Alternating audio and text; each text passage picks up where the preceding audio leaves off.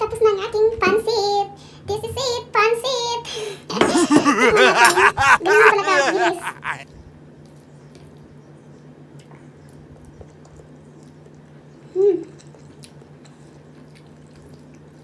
Masarap siya.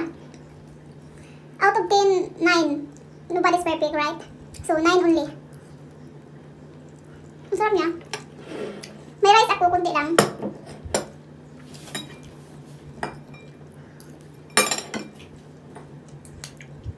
First time ko itong magluto ng ganito.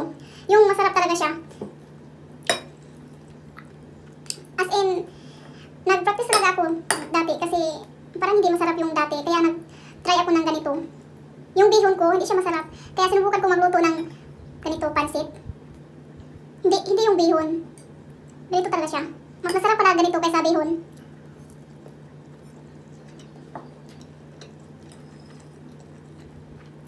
Tapos yung chicken niya, yung chicken legs, masarap talaga siya, guys.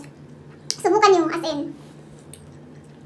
Walang harong biro. Masarap talaga siya.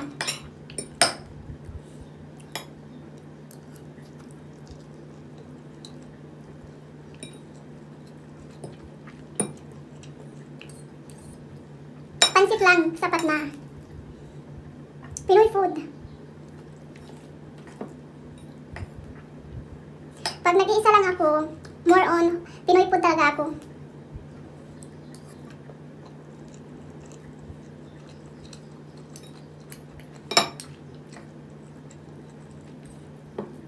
Dati wala akong alam sa pagluto, pero ngayon medyo marami na akong natutunan.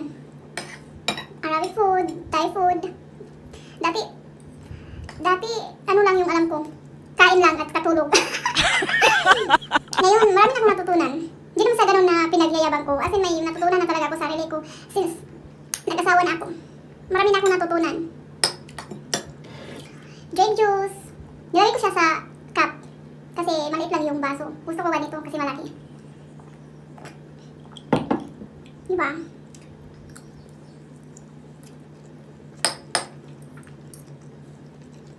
Importante din yun sa mag-asawa, yung marunong ka magluto. Para masatisfied yung asawa mo. Kasi gusto sa mga lalaki yung marunong magluto. Marunong sa gawaing bahay. Ganun. Yung asikasuhin sila.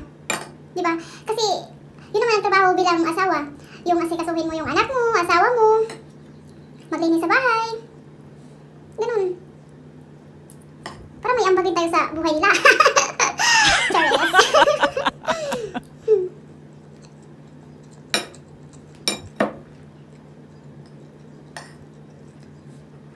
First time itong masarap ang luto ko na pansit.